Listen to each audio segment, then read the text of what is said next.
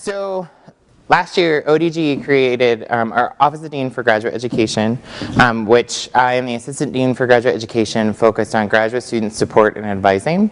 Our office brought together a task force looking at professional development for our graduate students, and part of that effort was an alumni survey that they conducted last fall, and so that is what I will be going over now to give you a little bit of a snippet and a highlight of some of our preliminary information and findings that we have from the actual survey. So to start off with, it was conducted in the fall 2012 of this past year. It spanned those that were classes that were approximately out 5, 10, 15, 20, and 25 years, and we had a 23% response rate, so just over 3,000 that responded. 31% of those were doctoral, and then 20% were MBA or the other masters and alumni. 26 response rate from females and 21.8% response from males. The distribution across classes was in line with the distribution across the entire population. So we got a very nice cross-section of the different people. There was an uptick among the representation for doctoral students, so it's a little bit skewed in that direction, which is also why a lot of it will be broken down by degree. And it was defined as the most recent degree completed. So kind of to give you a little bit more, in general, the following somewhat ranked their experience somewhat satisfied or very satisfied with their academic experience here at MIT, and it gives you the breakdown from 92% for doctoral, 96% for MBA, and then 95% for the other masters. And so 93% of the respondents are currently employed, only 2% are seeking employment. The rest that fall in between are caring for family members or might be doing something or traveling, they've self-selected, and so are not actually actively seeking employment. Average annual salary is $156,783. How's that for an average? 21% of the respondents reported that their first postgraduate position was outside of the United States. Something else to note is that among the current non-US citizens that responded, 65% doctoral, 26% MBA, and 43% of masters reported that their first postgraduate position was actually inside the United States. So it gives you an idea of those that are international students graduating, as well as those that are domestic. So you have kind of the overview and then the other piece. Further breakdown, top 3 methods of obtaining their first position. Doctoral students, networking, faculty advisor, and direct application. MBA is the on-campus recruiting efforts, networking, and then also returning to a pre-program employment, since some of them are sponsored, and many of them have work experience before arriving. And then the other masters, which is like the Masters of Architecture and such, networking, MIT on campus, and direct application. So relatively similar, but it gives you an idea and the percentage of the response as well. Current employment.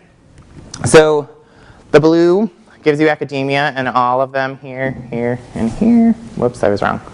And then it gives you an idea of industry, as is changed depending on kind of where they are.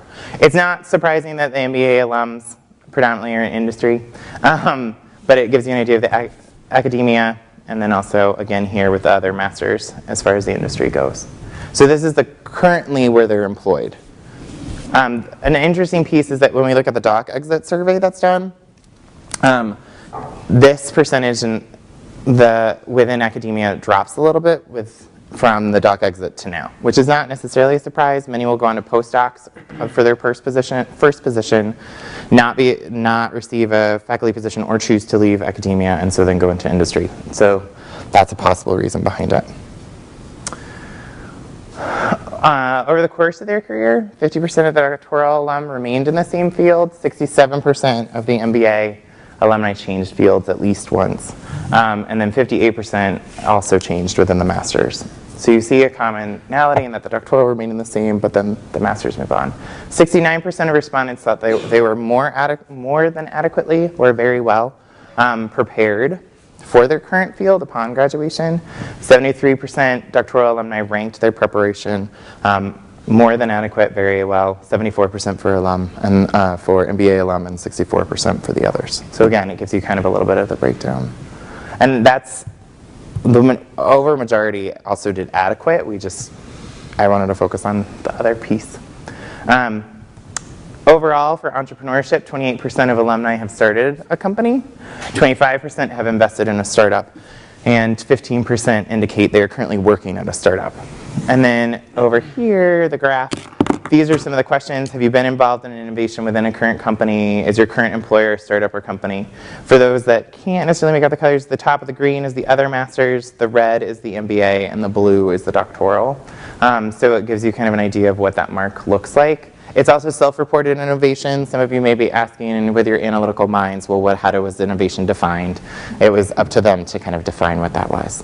But it gives you a sampling of some of the questions and kind of what's being viewed as kind of entrepreneurship. Also, to go on to the innovation piece, 41% of our doctoral alumni have at least one patent and or invention. 9% of those that responded have more than 10 patents or inventions. Again, self-reported. We didn't go back and check. 12% of the MBA alumni have at least one patent, and then 27% within the others. So a relatively high percent, well, more than relatively, but a high percentage of those that responded would suggest that we continue to be leaders in innovation. This gives you the 10 skills rated most important. Again, the colors aligned, the green being the other masters, the red being MBA, and the blue being doctoral.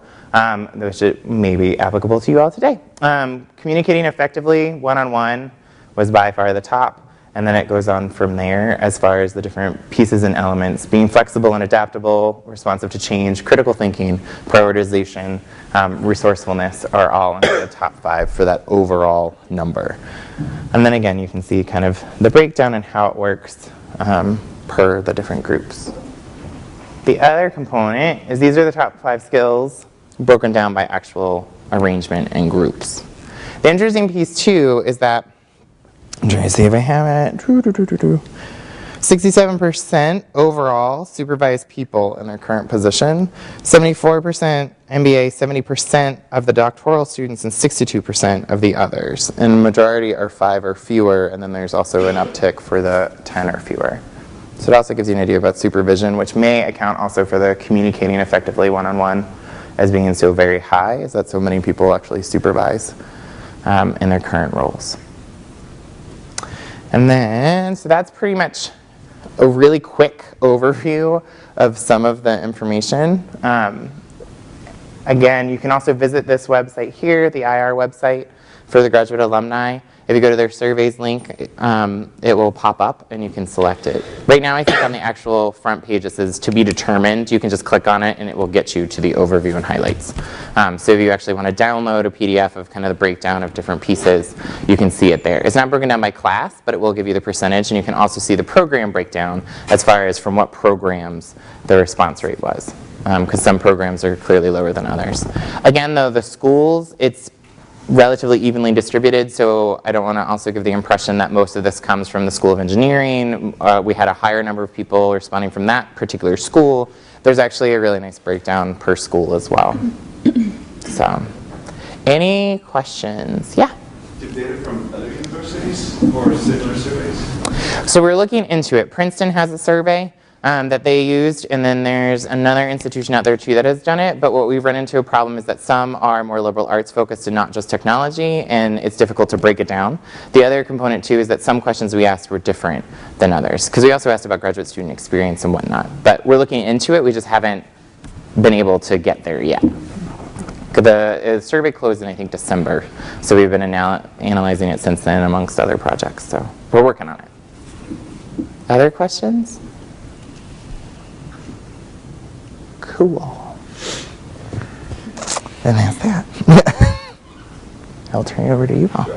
Thank you very much. I think that was a very informative little thing. I'm really pleased with the high average salary for the graduate. It's pretty nice.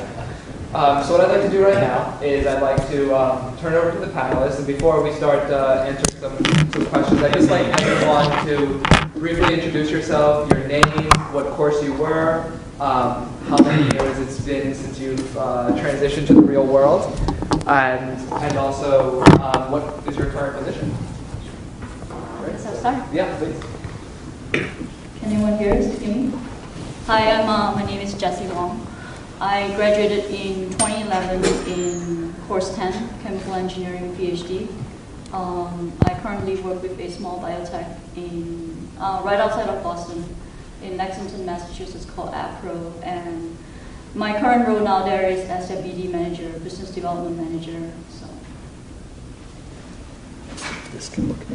Hi. No. Hi, I'm Taras Gurishny. I graduated in 2007, so almost 6 years ago in the material science, course 3. I now work at McKinsey, and I kind of lead the analytics team for Americas region there. My name is Sean Wu. I graduated 2011 from biological engineering. So it's been almost 2 years. My current position is as a consultant for a boutique healthcare consulting firm called Clarion Healthcare in downtown Boston. My name is Alex Fox, graduated in 2010, course 5, chemistry. I am currently with QD Vision, which is a sort of mature startup in Lexington, Mass. We do semiconductor nanomaterials for lighting and display applications, and I'm a senior scientist there. So I think the first question that I have for the panel, and we could go on harder through this, is basically how has life changed from your days as a PhD? So you were a PhD student, you graduated, and then you're in the real world. Like, you're no longer a student. Anything that was very striking to you that came with either life or the way you work or the way you manage time, anything like that? I think I jotted down an answer to that very question, but what has changed? Not as much as you might think. So yes, you get your weekends, but I think that if you're coming out of a program at MIT with a PhD, odds are a position that you're going to accept is going to be a fairly high responsibility position. And so it's not, while I thought that I'd get out of here and I'd be able to put in my time 9 to 5, so to speak, and have my mind to myself in the evenings and weekends, I still spend a lot of time thinking about what I'm doing. If I'm not at work, if I'm not in the lab, I'm not in the office, still spend a lot of time thinking about it. So in that respect, it hasn't changed all that much. I mean, all of us spend our times as grad students just nonstop thinking about what we're doing. Can't get it out of our heads, even if we try. But you do have a bit more free time, I think, to hopefully try and pursue some interests outside. But I haven't started that yet. I'll tell you how it goes if I ever get to it. But. I think that's actually a really good characterization of what working life is. I had the same sort of misconceptions of I'm going to have a 9 to 5, I'm going to go home, even though I was going into consulting, but it was for a smaller firm, and so I wasn't expecting the horror stories. And Taras can speak to McKinsey. I really don't think there are those horror stories. Yes. Horror stories. But the reality is, you maybe spend 2 months, couple of months at the very beginning, being able to go home at 6 o'clock, twiddling your fingers, watch some TV. But very quickly, I think we're all the sort of high achievers, and we want to be able to do well at our jobs. Very quickly, you start to take on more responsibility and start to think more about the work that you do outside of work. And I think the biggest difference for me is that outside of work, I was actually very happy thinking about work. So falling asleep or taking a shower, there are just things that come to mind that when I was in grad school, being in a position where I kind of knew I didn't want to continue to pursue research, it was actually quite burdensome to think about work outside of work. Whereas now, the work is interesting, and it's actually really invigorating to be thinking about the types of things that I would do at work. And I would say the biggest life-changing difference is I now wake up at 7 o'clock in the morning versus 10, 11 when I was in grad school. And I just work very different hours, part of the day, not total hours, but working at a different part of the day than I used to in grad school. Yes, so I'm going to start telling horror stories. Someone had to. You know, I must say I had an amazing time at MIT. Like, that was one of the best time of my life, and I don't think I work all that hard. I mean, my advisor is gone from MIT, so I can say that. What changed for me is there are many things, right? I think schedule.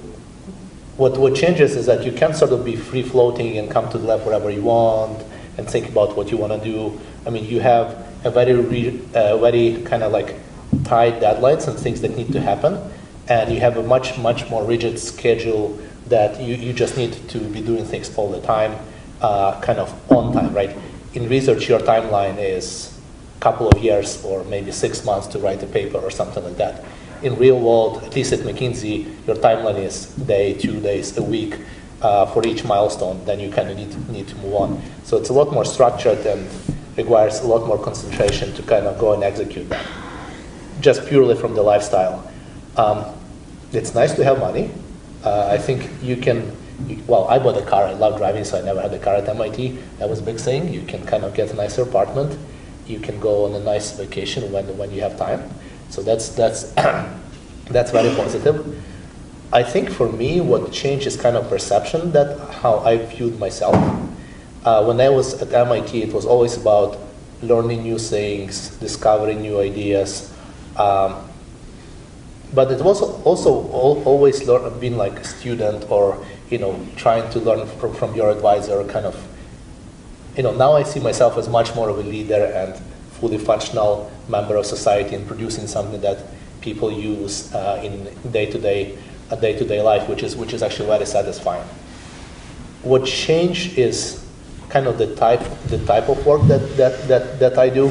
No, I still solve kind of really challenging intellectual questions, but I spend a lot more time thinking in a larger scale, thinking kind of how you can lead people, how you can organize people to do something together that each of us separately cannot do, how you can kind of achieve more with less, how can you change organizations and stuff like that. So from that point of view, just kind of your outlook changes, and that changes you change as well, right? It's not enough to really figure out the problem. You kind of start thinking about relationships, you start thinking about communications, about motivating and leading people and how to get things done. So it's a completely different game. And I kind of realized, I think my change might be different because I was gone for so long. 6 years or 7 years, so you're kind of, my first 2 years I felt like I still belong at MIT. I kept coming here, have tea with my friends and stuff like that. Now suddenly everybody's gone. Nobody's left. I barely know, even faculty is different. Then you kind of change, so it separates you a little bit more. But I should stop talking. You can go on. So I've really enjoyed the 4 years that I spent at MIT, and the biggest difference in terms of, so I sort of knew what I wanted to do and what kind of job I would like to pursue. And I was looking for more of the startup and biotech industry.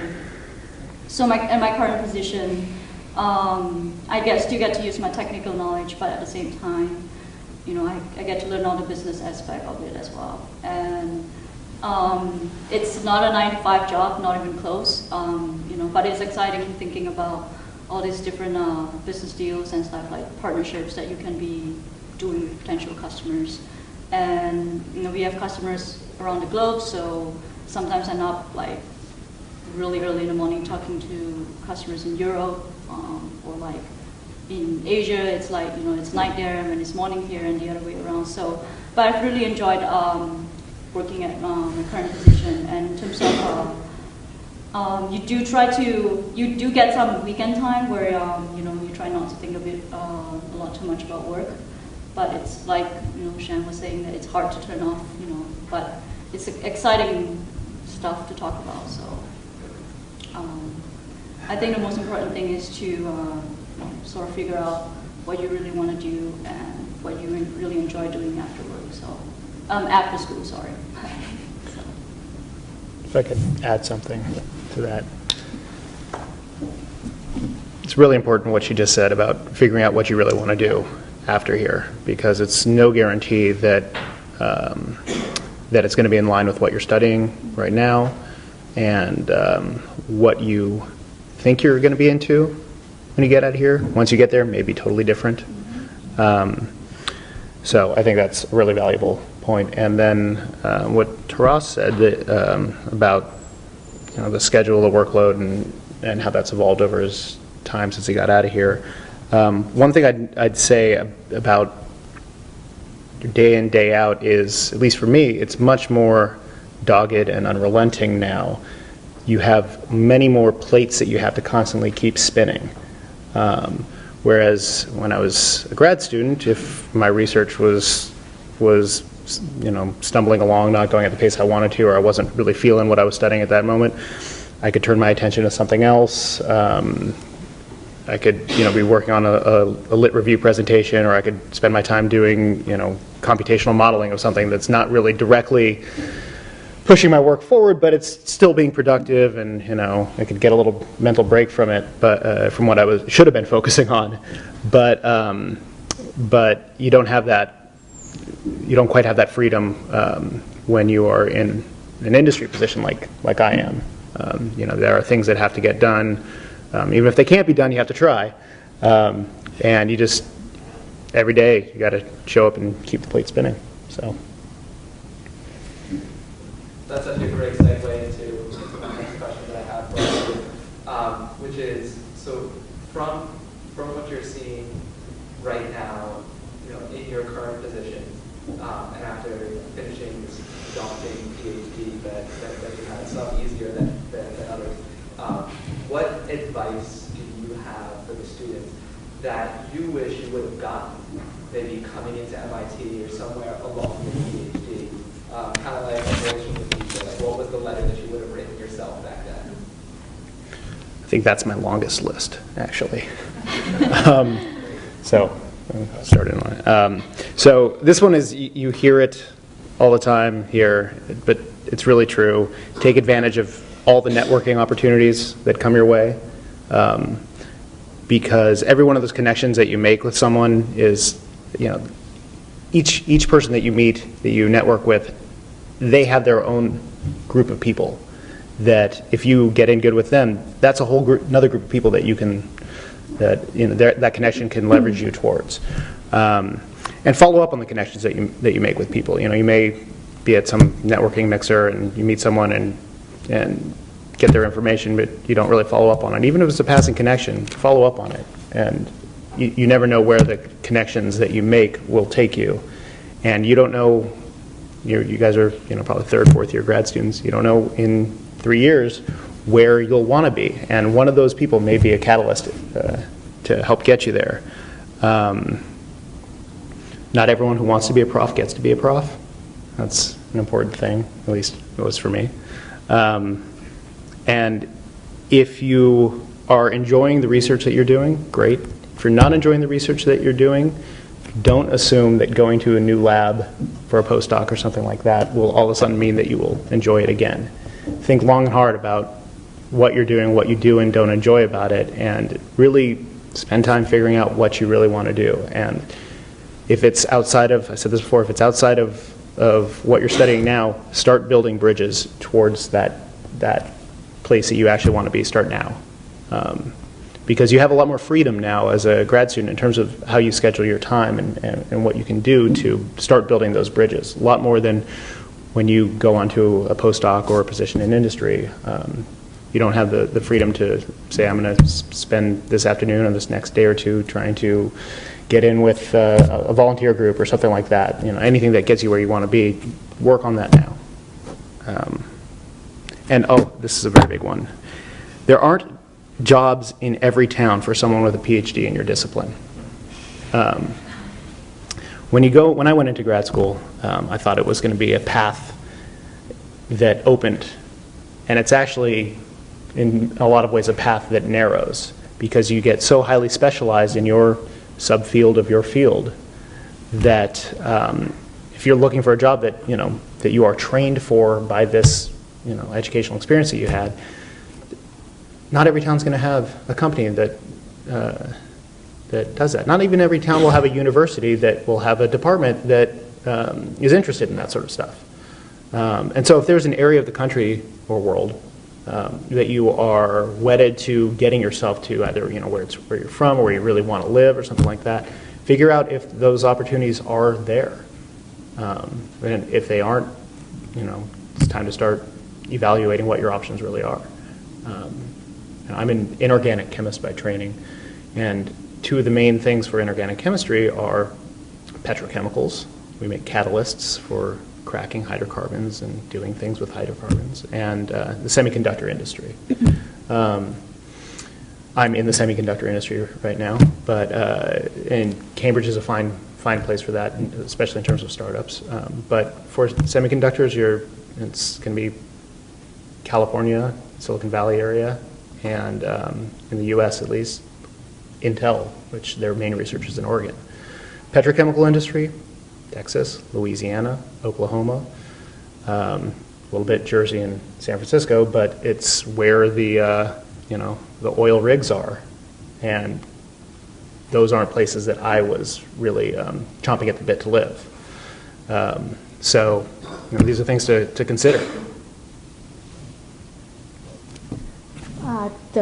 I want to go back to the first point that Alex made regarding taking advantage of your ability to network, and you retain that ability as an alumni, but I think one of the most powerful things about being a student is that you are a student, and there are a number of opportunities at MIT that are for students, as well as you have a mit.edu email address, which I was surprised to find to be as powerful as it is, because as a student you can be very unassuming, very unintimidating, approach anyone and say, hi, I'm a student, I would like to talk to you, and people really want to go out of their way to help you. Versus now, if I were to send an email to someone and say, hi, my name is Sean, will you talk to me about this or that, work for Clarion Healthcare, it just doesn't have that same resonating idea of,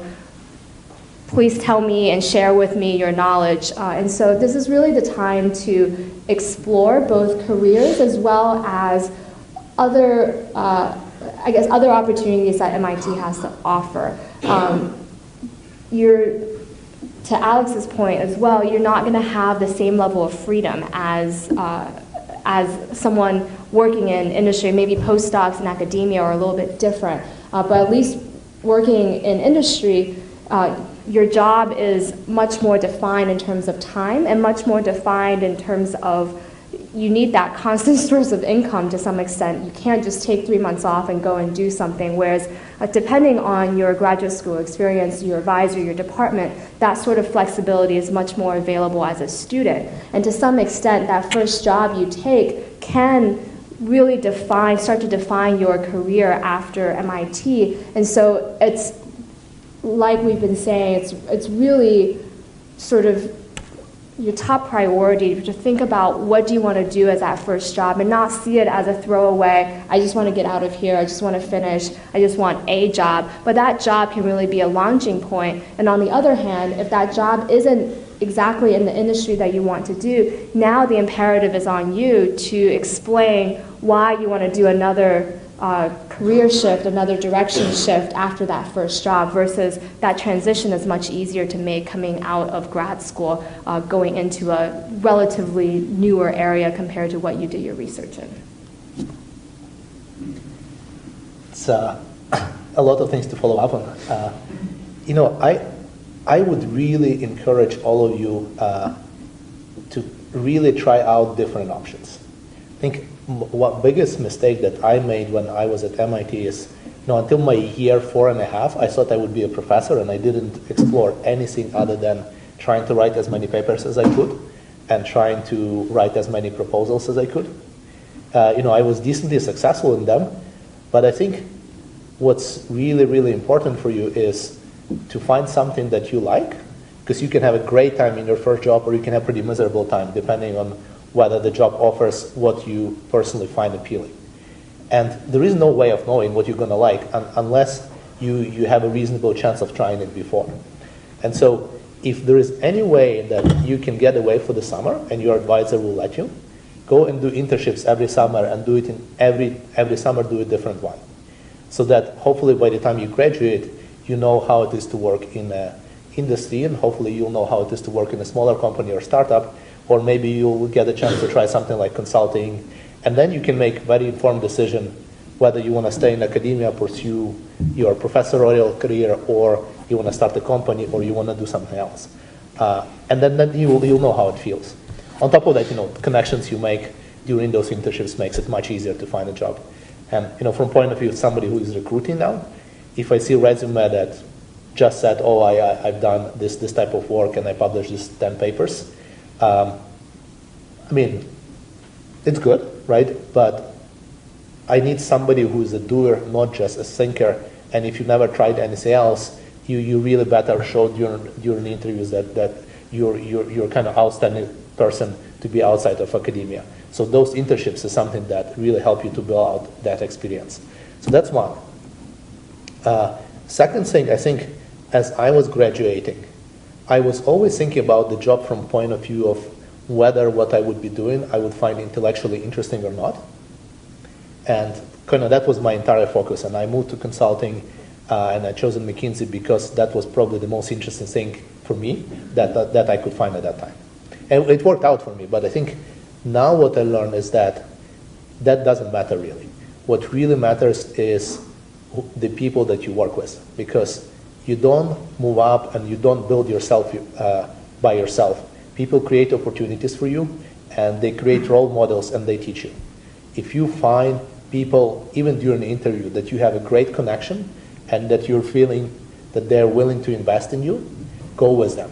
Even if the job sounds maybe a little bit less interesting, that alternative job that people are just okay or jerks to begin with. That's, in the long term, people outweigh the topic by far, and they'll have a really lasting impact on your career.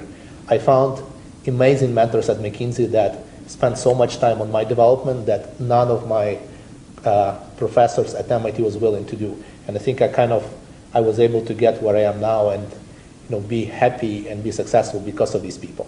And so you still don't want to be bored at your job, but don't overemphasize that component as opposed to kind of who you're working with.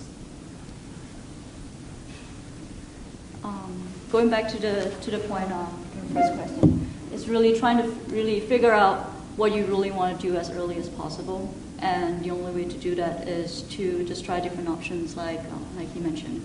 And one of the ways is, like you mentioned, internship.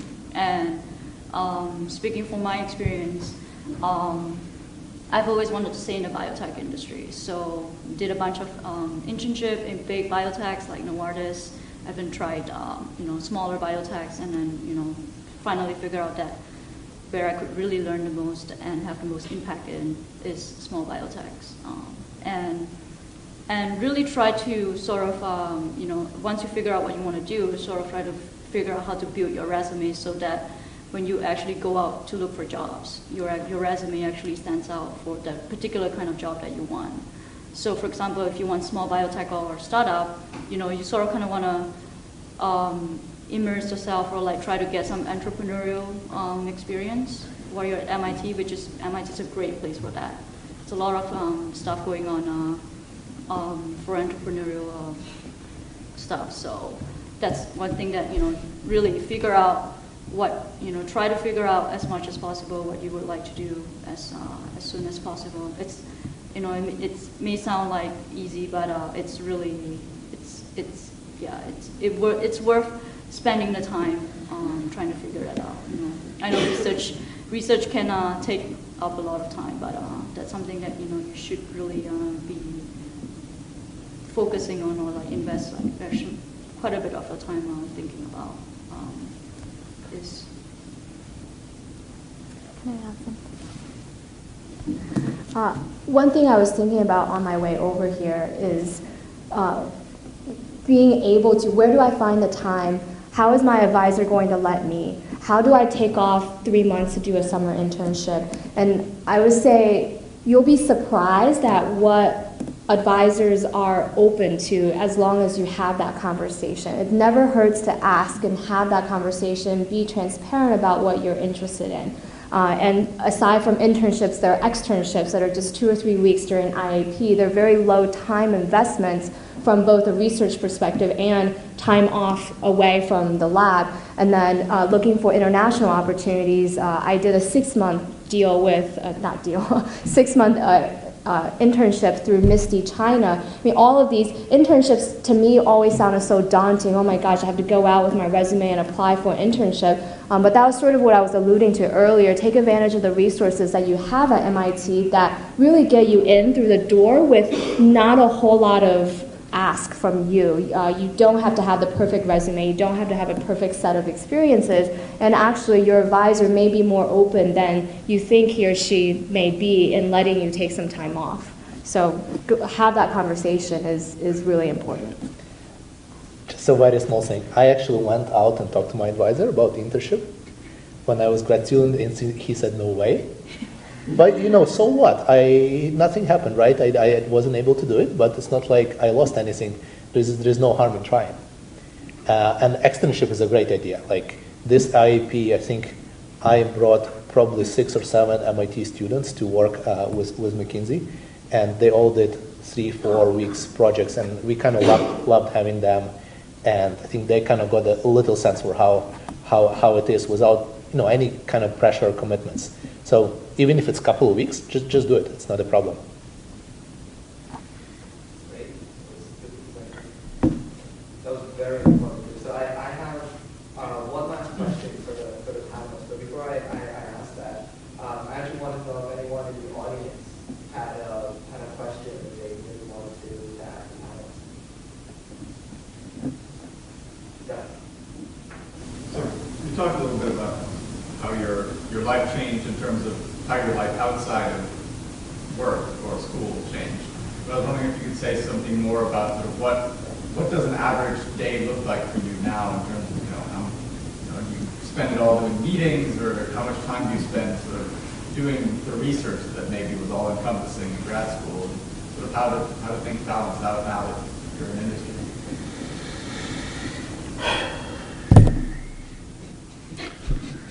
A lot of meetings. There are meetings that get in the way of what you need to get done, or part of what you need to get done. I might be the only one at this table that is actually still in a lab. And so I have currently 2 staff chemists that I work with, and part of what I do is make sure that they have a full docket of experiments to try, and 9 times out of 10 they can think up what their next experiment is. But I'm there to help them along with that and keep us moving towards our research goals. And I'm to be doing chemistry myself, so I get less chemistry done than the staff chemists because I'm running around doing meetings and stuff like that. So I wake up in the morning and one of my first thoughts is, oh God, what are the chemists doing today? Did I leave them with something to do, or is everything on track? And it's usually my last thought before I go to sleep. So it's in some ways, being that I'm still in R&D, it's not that much different in that regard than grad school, where I showed up, had my experiments that I needed to get done, spent my time in lab, but now I've got more hands that are supposed to be productive at all times, and it's my responsibility to see that. And so that's an increase in pressure, because now it's not just me that I'm responsible for. So that is one difference in the workday. Another one that is going to be different from company to company, but I can just speak from my perspective. QD Vision, there's a lot of chemists there, but there's a lot of engineers as well. And I'm doing R&D on the chemistry side of things. And if I hit a wall in my project, can't figure out how to move it forward, there really aren't very many other resources within the company to present me with ideas to move forward. When you're a grad student, you have your PI who, should be, if everything's going well, should have a larger global view of what you're doing and be able to help you if you hit a stumbling block. But I got hired to be the specialist in this, this section of the chemistry that they needed to get done. And there are other chemists in the company that are very familiar with the chemistry, but if they knew the answers to the questions and the problems that I was facing, they wouldn't have needed to hire me. And so in some ways it's more untethered because the responsibility is on me to come up with the ideas and execute, and there isn't much to fall back on. Now that's going to be different from company to company. If it was research in some other company where they had a very small line of what they were doing and every chemist worked on some facet of this, it would be a little bit different. But I am one chemist among maybe 20 in a company of over 100, and most of the chemists are working on stuff entirely unrelated to me, and so. I'll say the other big difference for me is, and this will come with any environment where you're working with a team.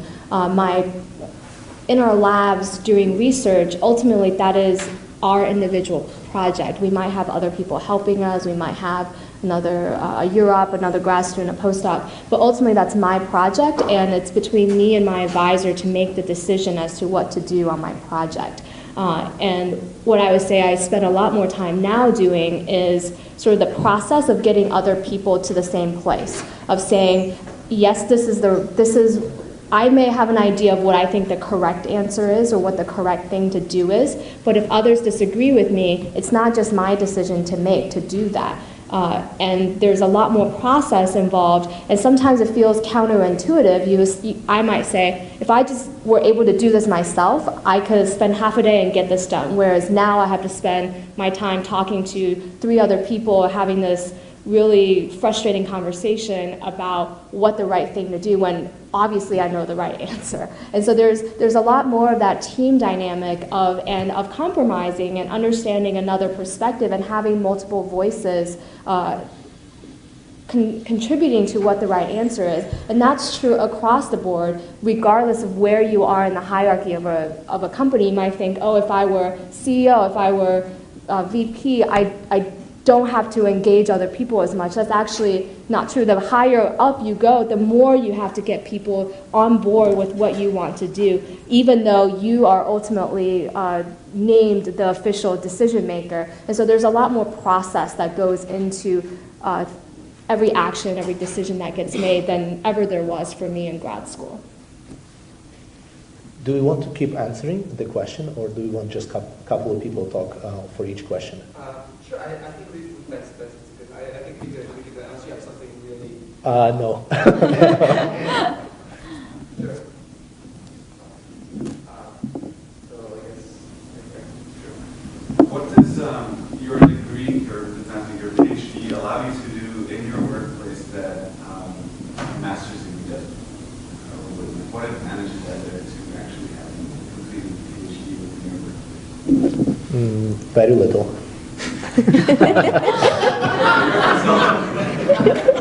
Well, I'm serious. I think what my degree helped me is to actually get at the right starting level, because with PhDs, you start at a higher level at a place like McKinsey than with masters. I think what I learned while I was getting to PhD, kind of like, problem-solving skills and kind of influencing skills and just general maturity helps. But for what I do, it doesn't matter really. It's kind of like what you bring to the table, what type of personality you are, what kind of interpersonal skills you have that help or don't help. And your colleagues? I hire a lot of people for my team. I actually prefer not to hire PhDs, even though I'm a PhD myself. I mean, I'll be honest with you. Like for PhDs, when we hire them, is where there is a very deep research problem or research-like role. Because most PhDs like really focusing on understanding things. For a lot of stuff that we do, it's much more executing and doing things. And so in that case, I think masters are just as qualified. But again, we don't have anti-PhD bias. I think it's much more there is a self-selection. People who go on to do PhDs tend to like slightly more different things. But my role is kind of probably different from many other roles, so I shouldn't just be answering that. Anybody? I think it really depends on the industry that you're in. For biotech, a PhD is very relevant. If you want to rise up to executive level, you almost always have to have a PhD. Unless obviously there's exceptions, but most people generally have at least an MBA but majority, if you look at all the board director level people, VP level people, C level people, they almost always have a PhD in biotech. So if you only have a master's, I would say you would be hitting the ceiling pretty quickly. Really depend on the industry that you're in.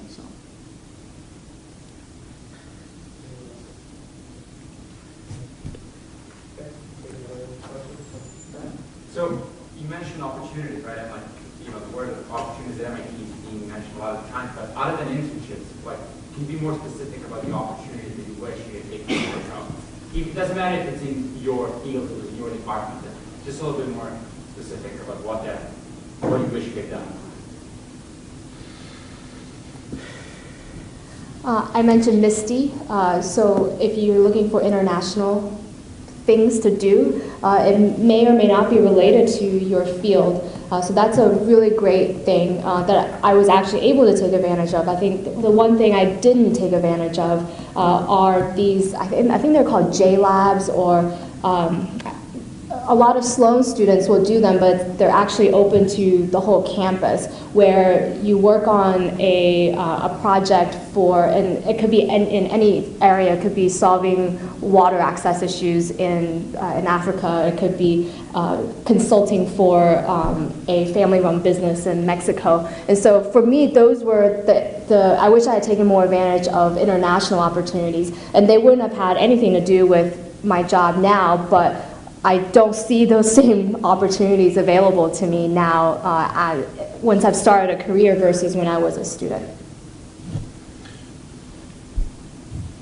Make a list of some of the things that you're interested in that are outside what you're studying right now. Go to Google, open it up, search that subject. You will find in the Boston-Cambridge area organizations that are you into bicycles? There's going to be a bicycle union. Just get involved with it. Spend an evening working with them on something, whatever they're doing. If they're just having a bake sale. Anything to expand the circle of people that you are exposed to, and just rub elbows with people that you wouldn't. You get to meet a lot of very interesting people at MIT, but it also helps to get look beyond MIT for those opportunities. I don't have a list for you. I'm trying to build one myself, but there are. MIT is full of organizations that will chomp at the bit for any person to come and help out. So the opportunities are out there. Just a couple of quick things to add. One, do for 400K, it was 50K when I was here still, so I don't know if that's still 100, right? 100K. Nothing stops you from that. Whenever you do research, think about it output not as a paper, but as a patent or as a product. It's very often you actually do the hard part. You figure out how things work, and then there is only a little step left to do. Once you have a product, or once you can imagine the product, go and talk to Sloanies. They can tell you this. Here's a business plan. Here's how to raise money. Very easy to do. In many classes, I think I've done these projects when I was at MIT, where we had class project as a part of the grade, right? But the design of that was pretty product-like, that none of us had any interest in pushing forward, but if we wanted to, there was nothing stopping us. So kind of, again, think about beyond getting your grade, is there anything valuable that you can learn and apply in real world? So that just, these opportunities are all around you, It's more just kind of doing that one additional step that you need to do beyond what you need for purely academic purposes. Second one, use alumni database. I mean, MIT has amazing number of alumni, and all of us are really happy to talk to people. I don't know if you know, but many alumni have this career advisor kind of logo next to them, which essentially means that we are open to inquiries. I love when people call me or say, hey, I'm thinking about consulting, can you talk? Or I'm thinking of doing this and this, do you have any perspective? Most people who left MIT kind of miss it, or at least those who had good time here, and they'll definitely talk to you. And so once you have certain idea, or once you want to get involved with certain thing, then finding people through alumni database is not that difficult.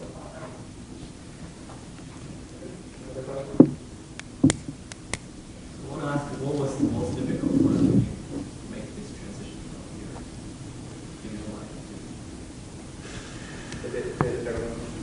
So the question was, what was the most difficult part of the transition from your PhD life to your current life? Okay, I'm going to tell you a horror story. So, you know, I graduated. I never worked anywhere other than research before taking a job. My first day on the job was a day before a huge progress review in the middle of an engagement that was going on for 2 months. And I think I come in and I have no idea what's going on. People just asked me to do random things, and I ended up working until 2 in the morning. Then I was sent back to my hotel because I couldn't add more, and the team ended up working until 6 and then did presentation, right? So that was my first day, and I was thinking, what did I get myself into? By the way, it's not a typical day, right? It was just pure case of bad luck.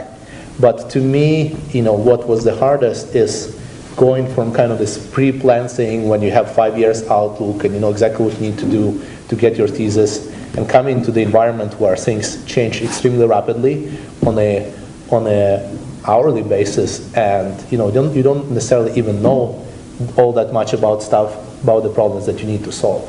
So that constant change and that extremely fast-paced was really, really hard to get used to. Now, I think once I did get used to it, which for me took a year or so, I got much more productive and much more efficient as kind of professional, so it was worth the investment, but that initial adjustment was rough. I mean, I think that's probably worse than many people experience, but it is very different world out there. I mean, you do things for real, and you need to get them done for real by the deadline, and if things don't work, it's your problem to figure out how to make it work. You don't have advisor or anybody else to go and kind of like ask for it. I mean, you always work with other people. To some extent, they'll help you, but really, it is your responsibility. The hardest thing is to wake up before 10 a.m. in the morning.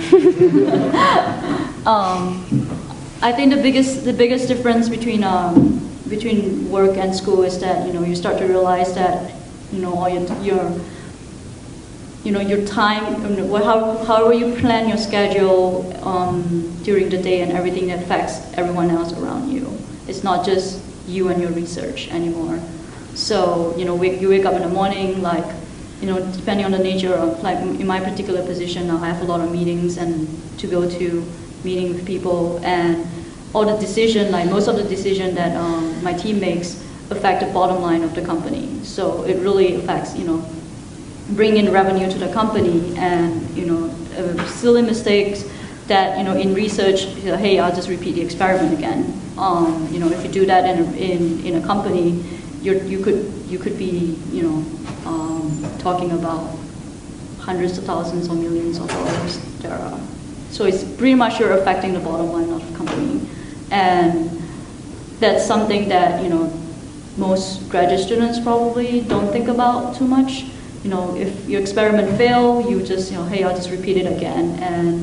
And most of the time with research, you have timeline, but they're usually not as strict. You can always be pushed back, or just tell your advisor that, hey, experiment didn't work, I just have to work longer on it. But, in real life, when you're working, when you have a deadline, you almost always have to hit it. If not, that's usually a lot of big consequences. So.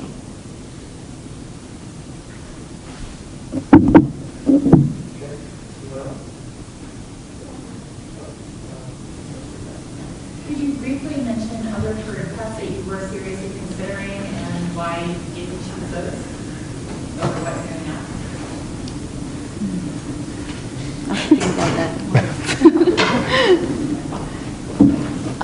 One of the biggest ones I was considering was science policy, which is actually why I did the MISTI program.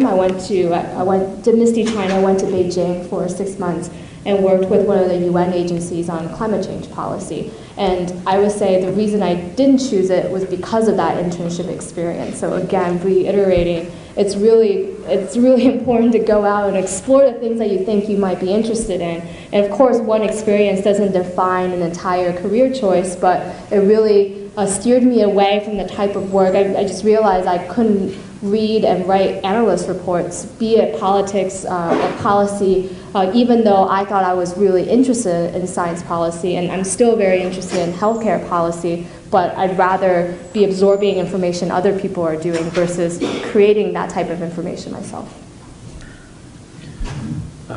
In some ways, mine is a cautionary tale. Throughout grad school, from the beginning to the end, I wanted to go into academia. And so I took a postdoc afterwards because that's what you do. But all of this was sort of in the face of sort of mounting burnout over it.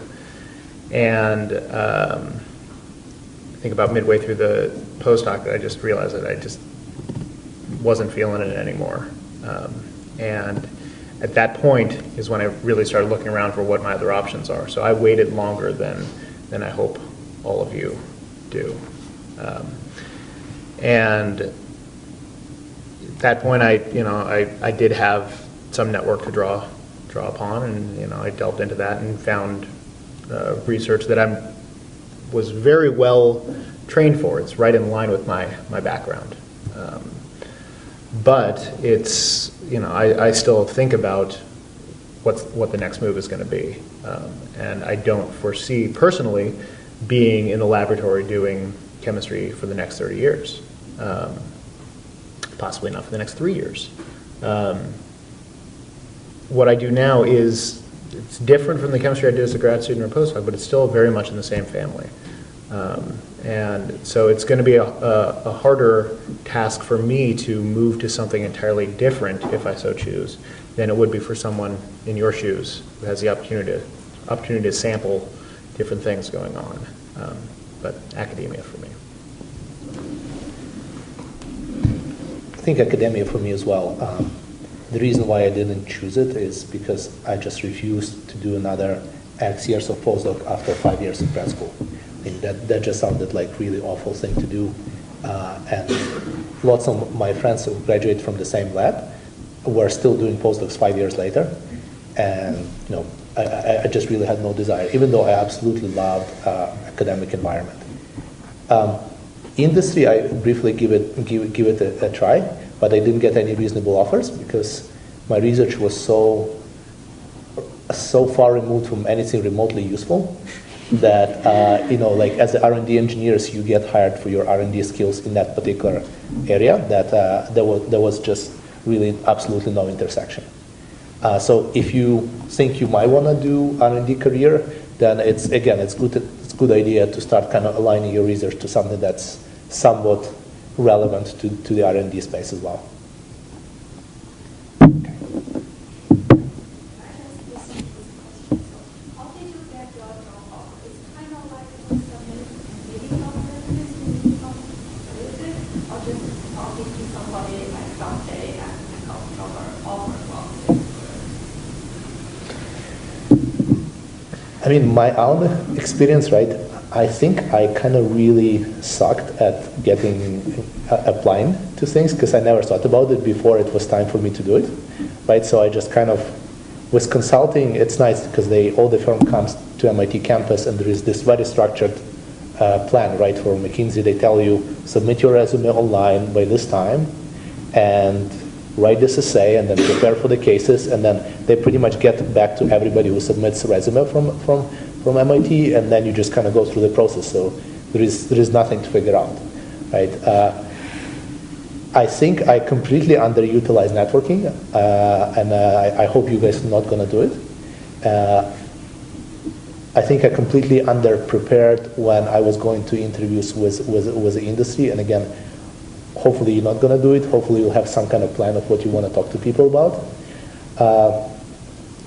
But yeah, it's here you have so much channels, so many channels, and all the official ones. Okay, you submit your resume through MIT website on the career fair. They're somewhat effective, but I think all the slightly less official ones, such as networking, are much better, and just a point of not being shy using that. I started I'm a member of the American Chemical Society, so many of the fields that you're studying have professional organizations, and I searched their career website and found a few hits on there that I applied to. Got an interview with one, but what ended up leading to the job that I have now was keeping in contact with a buddy of mine from grad school who was a couple years ahead of me, and we hadn't been in close contact, but we were LinkedIn buddies. And I was familiar with his company, and I was in Seattle at the time. He was out here in Lexington, and I just shot him an email through LinkedIn saying, hey, what's going on over there? And probably 2 weeks after that, I had an offer. And so I would have never expected that, at least at that point, I would have never expected that it would work out like that. But that's why it's so important to keep, to build and expand upon a network, and then cultivate that network, keep it alive. That's why I said follow up with the contacts that you make. Shoot emails to friends of yours that have become far flung, that you were once good buddies with, but they've moved on to something that you may or may not find interesting. But just keep those contacts alive. Can I add a couple more things? I think this is extremely important, right? Think about it. Once your friends graduate, we all here at MIT do amazing things, and we are all very, very driven. Chances are that 3 years from the graduations, they'll be in position where they're managing teams, or they are in position to hire people, or at the very, very least, they know a lot of people who are in those positions. When you drop them an email, they're always glad to hear from you, unless you did something really bad when you know each other, right?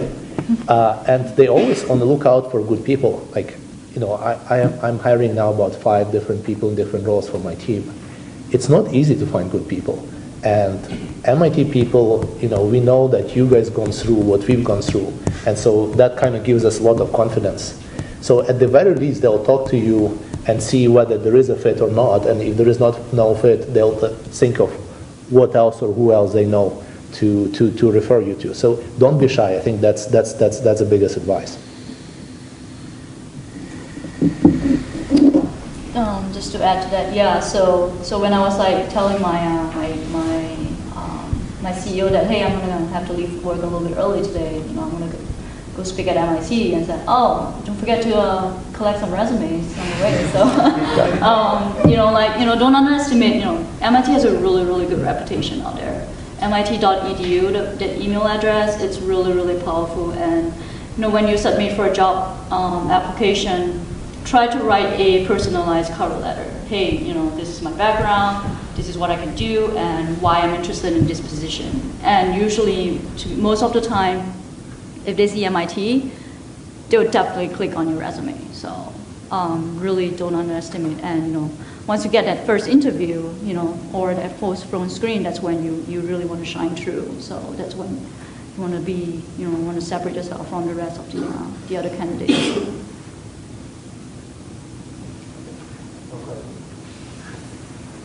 Do you find that your life's more or less stressful now or during the PhD? I actually find it more stressful, much more stressful. I actually really enjoyed my years at MIT. It was I enjoyed my research and everything. So now I find it a very high pressure now because I work for a small biotech company, and in business development, that's where majority of the revenue comes in. So that's really, really high pressure. So if I don't hit my numbers, That means the company doesn't hit just the numbers, and you're talking about people's paycheck, bills, everything. So it's very, very high pressure. So I didn't know what pressure was when I was at MIT. Almost, right? Like there is a qualifiers that you get stressed out. Maybe your defense, although I don't think you should get stressed out about your defense. Once you're there, it's like whatever, right? Yeah, definitely a lot more stressful. But I also think that now I'm able to deal with stress a lot more, because as you expose yourself to stress, you kind of like get better at it. And at some point, you kind of learn to realize what's important and what's not, and what's not to get worked out about. And so at some point, there is only that many things that you need to worry about. Everything else is just, well, okay, it rains today. I'm just going to get umbrella. Who cares, really? So that it's not as bad. You get used to it.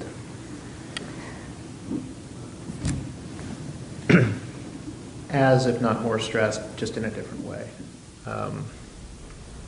The more rungs that you climb up the ladder, the farther you have to fall.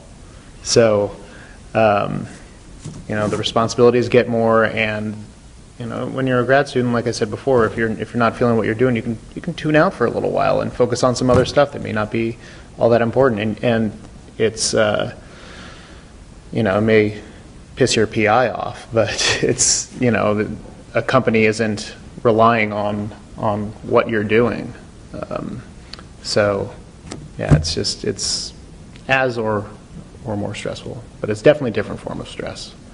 MIT students, they can be a high stress bunch, and it's most of it is all self-imposed. We put a lot of stress on ourselves to accomplish what we think we should be able to accomplish, and that's a trait that I think is probably sought after in companies when they're looking at someone from MIT. They see these people that are willing to work really hard and put that pressure on themselves. But that having been said, when you get to that company, they want to see that sort of behavior out of you. So. I'll add one more thing, which is to say I never feel comfortable with my job. As soon as I become comfortable, there's something different, something more challenging that I now have to become comfortable with again. And that's a level of feeling that I didn't feel as constantly through grad school. So there are always challenges in grad school. There are problems to solve in my research. But overall, I knew how to run a PCR. I knew how to do my cell culture, make sure they didn't die. And so there wasn't that additional level of, now I would say you get to a point where you're not the one doing the cell culture anymore because you're good at it. Someone else can do the cell culture. Your time is spent more productively doing something else that you're less comfortable with.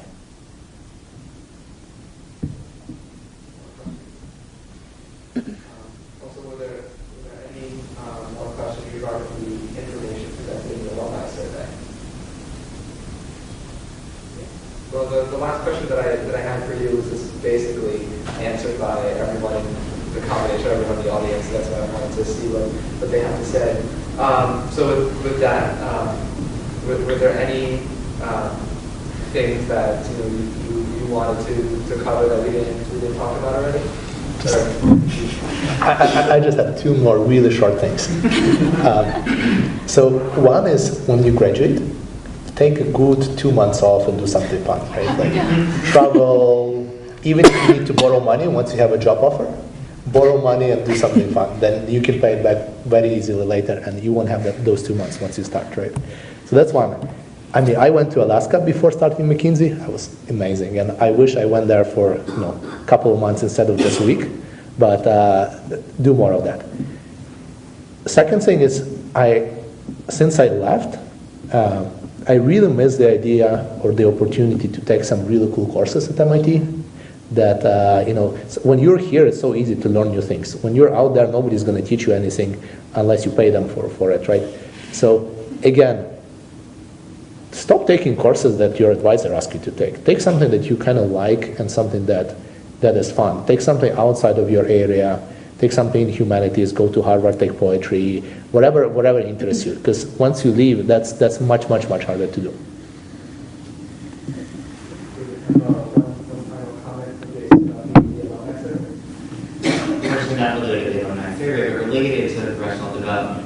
Talking about internships, career opportunities, cover letters, resume reviews, all of those fun things. There's this lovely thing called a career development office on campus located in building 12, and in fact, there is an assistant director specifically devoted to graduate students, who's actually sitting right here, Ms. Natalie Lenstein, who just joined the staff. Dr. Lenstein. Dr. I apologize, it's well earned. You can visit Dr. Lenstein in Building 12 and actually talk to her about your cover letter. She can talk with you about mock interviews. She can talk with you about opportunities for internships, as well as job recruiters that are coming on campus. So all of that is available on campus in Building 12 with Dr. Lenstein. So just a little plug. Great. Well, with that, I'd like to give a warm thanks to all of our panelists.